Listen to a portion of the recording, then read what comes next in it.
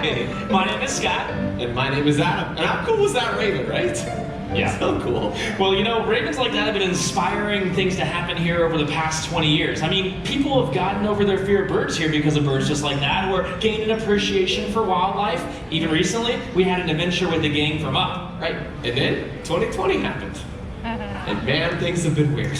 Yeah, so it's been just us and the birds the past few months, so we're so excited to have you guys back so we can share these birds with all of you. So true. Yeah, and our favorite part of every day is this, when we get to share beautiful birds with all of you guys, like spoonbills, right? Yeah, absolutely. Oh, check it out, right there, Troy and Abed. Oh, those are two great birds, and honestly, it's two different species of spoonbills too. So the white one is an African spoonbill, the pink one a roseate spoonbill, and they get their name because of the way their beak is shaped. And what that's used for is to go into the mud and water and find things like crustaceans, and those crustaceans even give the roseate, the pink ones, their coloration. Right, and they're pink and they have spoons on their face. What else do you want?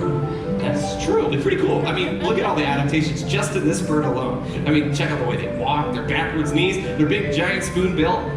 Yeah, we're pretty big on adaptations around here. You know, Adam and myself are two of an entire team of animal behavior specialists that are here taking care of these birds and sharing what we know with all of you guys. So sometimes you might see adaptations like you saw from the spoonbills there. Other times it might be more how a bird flies around, like this guy here. His name is Miles. He's a trumpeter hornbill. And when you saw him flying there, you might have noticed his tail's pretty long compared to his body. What that's going to help him with is agility. See, these birds are found in the forests of Africa, so they use that agility to fly in and around trees.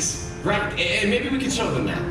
Okay, how? Well, we don't have any trees. So maybe we could have them like have some hoops or something they could like fly through.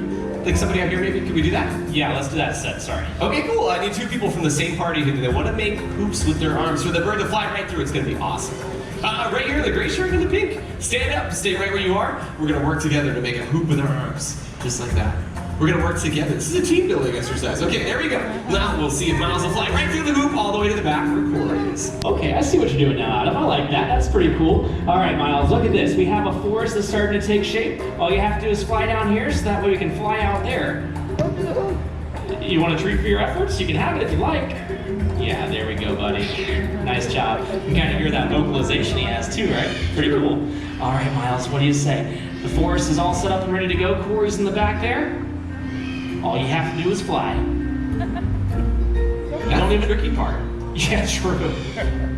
You don't even need any pixie dust. You're good to go.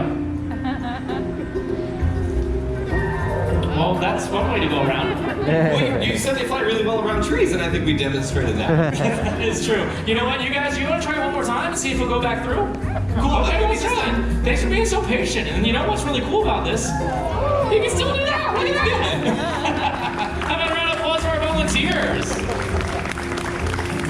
Now, if you're wondering why these birds are such great flyers, it's actually because they need to avoid predators in the wild, but they also catch things out of the air like flying insects. Right. We could show them that too. How? Well, I created an invention. It's going to be perfect. It's going to show exactly what that looks like. Can we do it? Go ahead. Okay, cool. I was going to do it whether he said yes or no. Okay, I'm going to put my mask on because you and I, we can stand pretty far apart, but I'm coming down here with you guys. Okay, here we go. I'm really excited about this guy. You don't even know. Are you excited? It's going to be super great. Okay, check this out. I made this. Anybody know what it is? A rocket launcher? It's a grape launcher. Gotcha. And I need somebody who wants to help test it. Does anybody want to give it a try? How about right here in the white shirt with the green mask? Come on now, let's give her a round of applause for helping.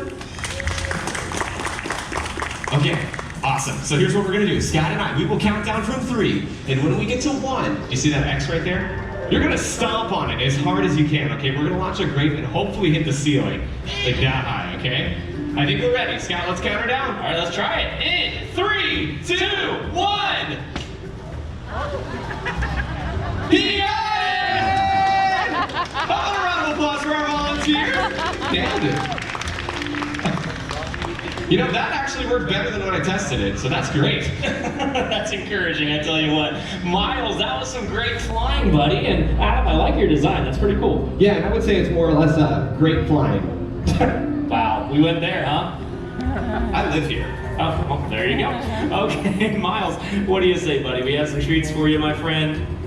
He's had his eye to the sky for something. I don't know. You know, those birds do have those eyes on the side of their heads so they can be more observant of the surroundings, right? So he might have seen something that we didn't see in the area. So we're always looking around and trying to see what he's seeing and trying to help him out and have some success along the way. We got some treats for you, buddy, if you'd like them. Yeah, I thought you'd like that. Okay, well, we have some more treats for you in the back, too. And the way you get back home, it's through this doorway right here, okay?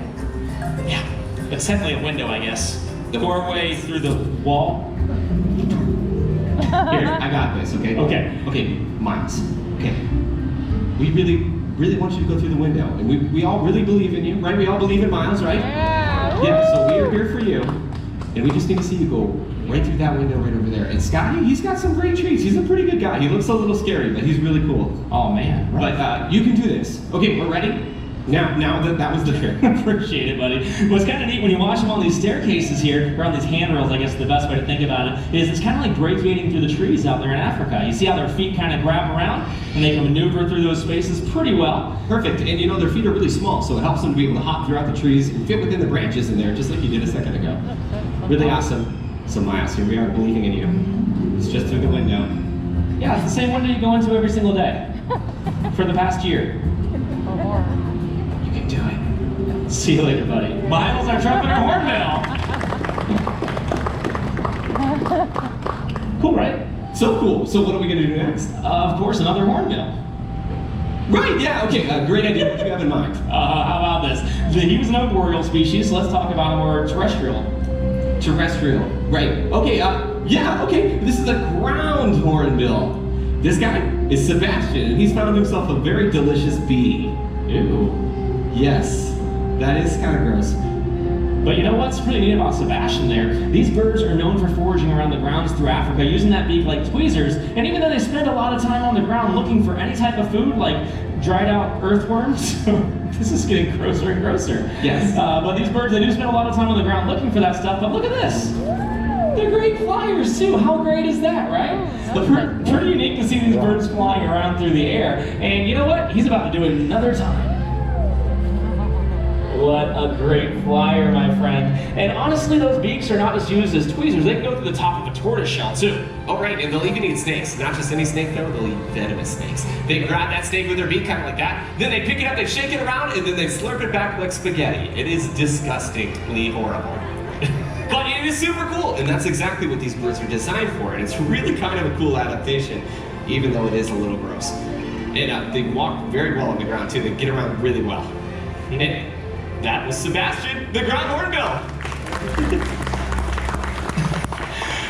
Okay, Sebastian is pretty neat, but you know, when I think about adaptations on birds, what come to the top of my mind would have to be the nighttime hunters. So do you guys want to meet an owl?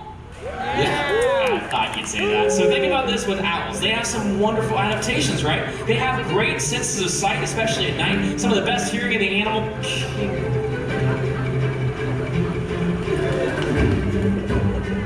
Wait, chickens and an owl. No, there are some things we do not want to share with you guys, and that's the whole predator-prey thing.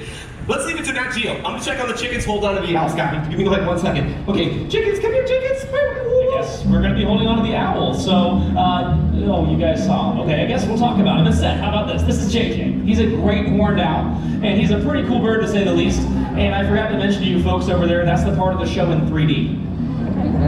But you know what? He is pretty neat when you see him flying around, and all of you are going to get a close-up look as to what he looks like when he flies, because he flies about eye level. So if you have any cameras, you want to have him out and ready to go, because you're going to get some great photos of what JJ looks like whenever he flies. So what do you say, JJ? You want to show off for all of our friends over here?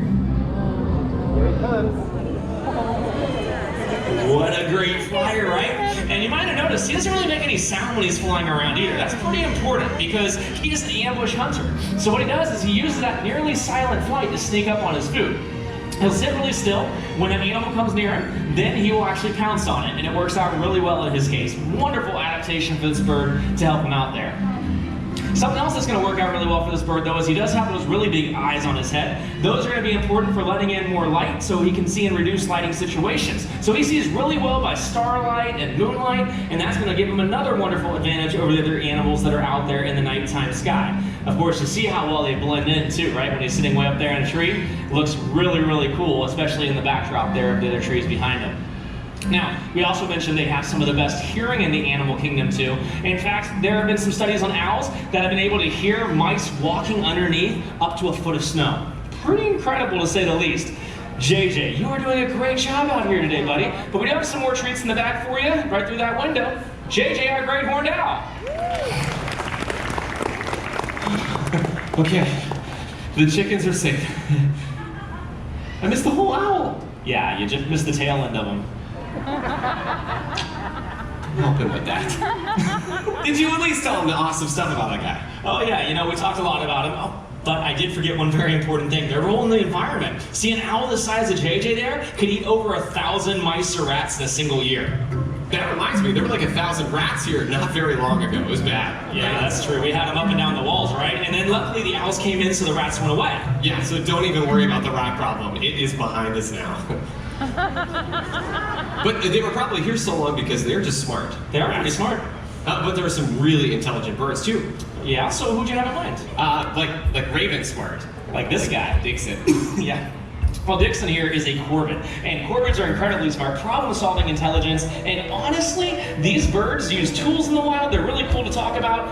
Hey, maybe we could talk to you guys about how they're learning. So all of the birds are learning in their environment, and you might notice us giving them treats at different times. It's because we're seeing behaviors we like to see happen again. So by hanging out with Adam, he's getting a treat, and then that way, hopefully, he wants to hang out with Adam more often. So that's something we're kind of keeping in mind anytime these birds are flying around. We hope that what do you think, Dixon? Adam, you gave him a treat for untying my shoe?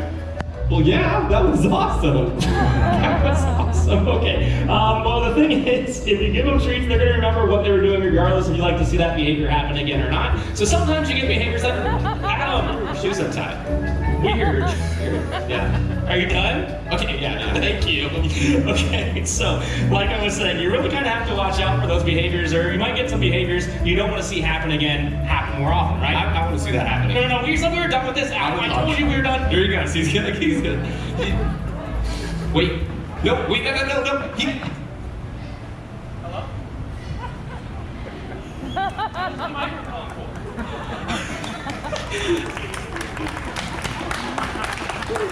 They love that.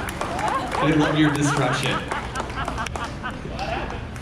It's okay. You can just yell. You're pretty loud. No. Really, Madison, you got nothing? No? Good. It's okay. They're cheap. Okay, there's probably a backup in the back. Maybe you'll get that. You just, No. Wait. Scott. I've never been out here by myself like this. Hi, guys. Hello. Okay. All right. Usually we do like this little thing with like a parrot at some point in the show, but we could just do it now, right? Do you guys want to meet a parrot? Yeah, that'd be cool. Okay, give me like 1 second. Let me see if somebody can help me out. Hey, is anybody backstage? Katie, would you possibly be able to maybe bring out Groucho a little early? Okay, cool. You're the best. Okay, in just a minute, hopefully Katie is going to bring out Groucho for all of you to meet. But in the meantime, have you guys ever heard of mimicry before? Okay, I see some heads shaking out there. Mimicry is basically the ability to copy sounds that an animal hears in their environment. And many birds can actually do this too. Like the raven who's just up here a second ago, Dixon. Crows and ravens like him, they can learn to mimic, but many parrots do as well. And it's a great way for them to kind of learn the language too. Because when a parrot's growing up, they learn how to communicate with all the other parrots. Kind of like that guy who's just flying around. But this is Groucho, and Groucho is an incredible mimicker. I've never heard another guy like him. And this is Katie. Katie's awesome too. Thanks, Katie. So, Groucho, we have a pretty good audience on here today. I think they'd really love it to hear if you would say hello. Hello! Who was that, right? Okay, the coolest thing though, the Groucho, he's a yellow-naped Amazon parrot, and normally they're found in the forest of Central America, but he's grown up around people, so he's learned how to copy a lot of human sounds, which sounds a lot like talking. Let's see if he'll show off for all of you guys. He's super talented. Check this out.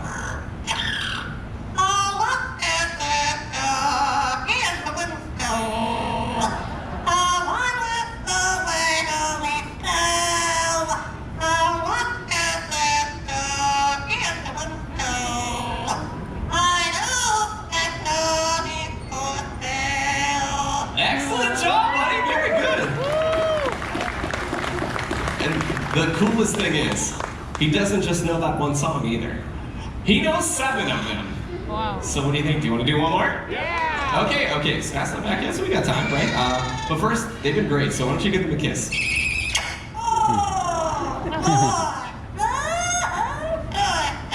Good stuff like this. Yes, okay. So you can pick any of your other 6 songs, whatever you'd like to sing for everybody out here, okay? What do you think, buddy? Not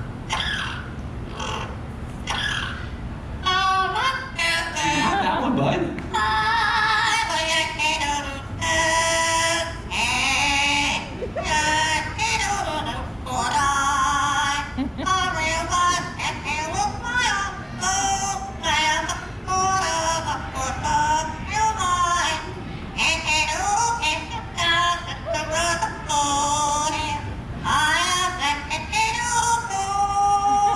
Excellent job, Groucho!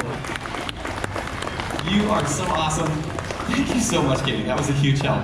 You know, apparently like Groucho, they seem like they are so much fun up here, but they're actually super, super challenging pets. It could be like one of the hardest pets you would ever have. Check. Okay, perfect. No, you're doing great, man. Keep it up. Okay, I was just saying, yeah, parrots aren't an easy pet. They can do all sorts of really things that just aren't so much fun. Like, they can bite really hard. Oh, yeah. And they can scream really loud, too, right? Yeah, and I mean, a parrot the size of Groucho, he could easily live to be at least 50 years old. That's true. Long life. And you know what, though? Groucho was supposed to come out later in the show, which is, it's fine he came out early. I just have no clue what's next. That's okay. There's some parrots screaming, maybe no? Oh, yeah, there's some parrots and guinea fowl. Okay, great. We're back on track. I know what comes after guinea fowl, right? Ozzy. Right, okay, yeah, okay, Ozzy, the Andean condor. This is awesome. He's a really big bird, right, Scott? Yeah. So he is actually a bird that has close to a 10-foot wingspan. Pretty incredible to say the least. So incredible that the green macaw and the scarlet macaw are going to come and check him out too. And honestly, these birds are the biggest member of the vulture family, which is pretty important because of what they eat. Do you guys know what a vulture likes to eat? Dead things, exactly. Don't worry, we're just having a show. You talk whatever you want to say. No, just kidding. But yeah, it's super important. So imagine this: a condor like him comes along and he cleans up the mess, and that stops the spread of disease, right, Adam? Right. So in a way, you could call these birds nature's recyclers. And if we all did a little bit more recycling, all in our own way, the Earth would be a much cleaner place. And this is the prime example of why you do not want one of those in your house. Very noisy. Imagine that at 5 in the morning. But I think one of the cutest things that this guy does right here, the Andean condor, he showed you right there, but it's when he runs on the ground. Check this out. It's super cute. Ozzy the Andean condor. What a great bird. He's so cool. Okay, so that kind of goes to show that birds come in all different shapes and sizes, right? I mean, you have Ozzy compared to Groucho, right? Totally different sizes. And check out this guy here. He's called a crown crane. Yeah, his name is Fraser. Fraser Crane. You're still telling that joke. They're still laughing. But you know what? This guy never flies down to me, so I need you to step in and call him down to you if you don't mind. No, but you got like so close yesterday. It was. Well, yeah, but I promise he will not fly down to me. I've tried it. It just does never happen. Scott, you've been working on it all week. Today's a new day. What happened, Scott? Be the crane? Yeah. See? Come on. No, you gotta give it a try. I'll give it a try. You got some treats? I got some treats. Cool. So I'm hoping for the best. But This is it right here. see what I mean? Okay, this is it right here now. Okay, I got another idea. Crown cranes, you see, they get their name from the crest of golden feathers up on top of their head. And if you look carefully, they stand up just like that all the time because they're shaped like a corkscrew. So I made you something, but I accidentally left it backstage. It's like through the doorway right there, and then like take a left, and then it's on a hook. You'll know it when you see it. Okay, this will really help him to create a connection. Seriously, this? Yeah. No. I think you found it. Come on. I am not wearing this. Why not? No. Yeah, what do you think he should wear, right? Put it on. How does he look? Yeah. Ladies and gentlemen, Guy Fieri. Okay, well, in all seriousness, you have your crown, he has his crown, and then you've got a nice big long flight, you still have your treats, and a little grassy spot for him to land in too. This is the thing right here, it's gonna be the one. All right.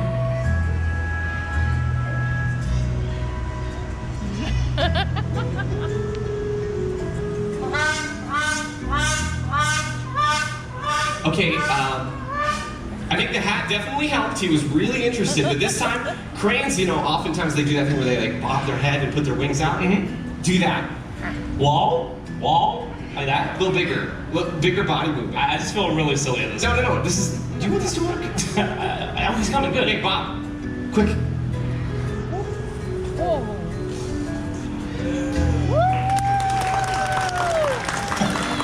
It worked. Hey, you think it was the hat?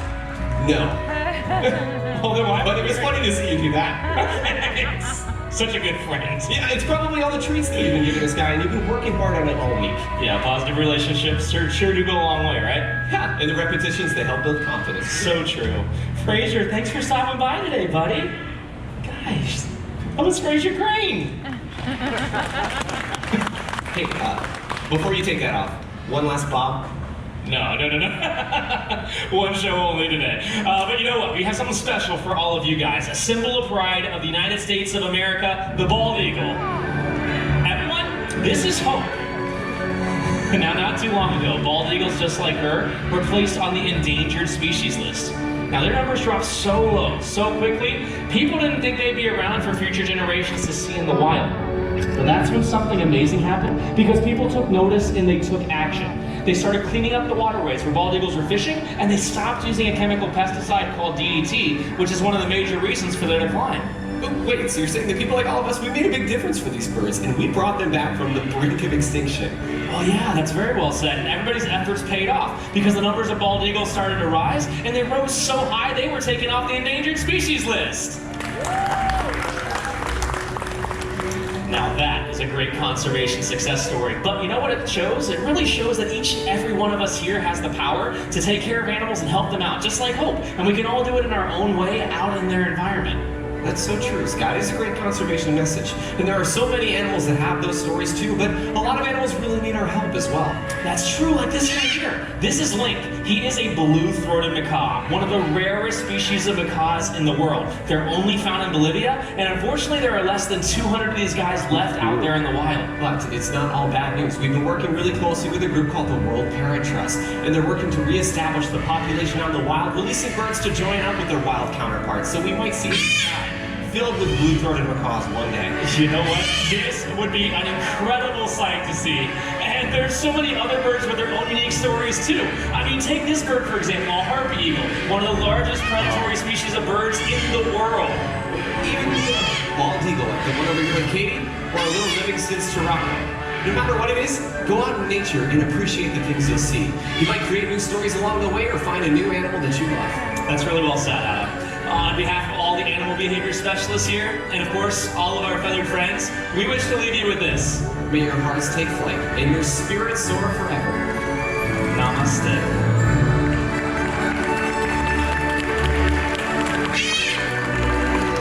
See you, Thank you all so Colin. much. You've been an amazing audience. Please enjoy the rest of